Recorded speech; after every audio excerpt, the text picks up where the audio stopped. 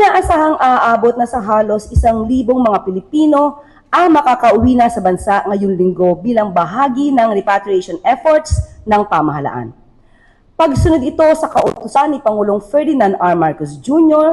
sa Department of Migrant Workers na siguruhin ang kaligtasan ng lahat ng mga Pilipino na naiipit sa Middle East.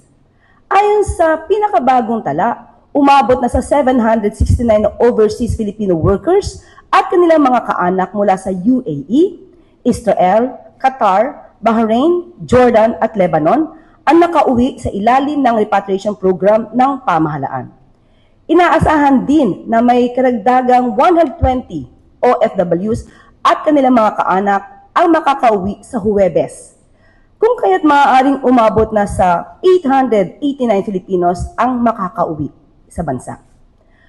Nakatakda rin ngayong linggo ang 2 pang charter repatriation flights mula sa UAE at Saudi Arabia. Binigyan diin ng DMW na dahil sa pagsasara ng ilang airspace, kinakailangan dumaan sa land crossings ang mga OFW sa Israel, Kuwait at Bahrain, papuntang Egypt or Saudi Arabia bago makasakay ng flight pauwi ng Pilipinas.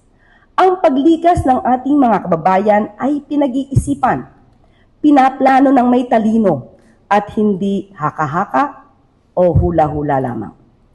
Sa UAE naman, posible pa rin ang pag-uwi sa pamamagitan ng eroplano. Ngunit, nakahanda na rin ang pamahalaan para sa mga alternatibong ruta kung sakaling magsasara ang kanilang airspace.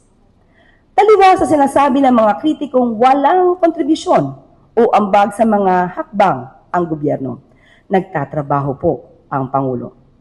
Patuloy na inuuna ng pamahalaan ang kapakanan ng ating mga kababayan na naiipit sa gulo sa gitnang silangan, hindi ang pansariling interes ng ilan.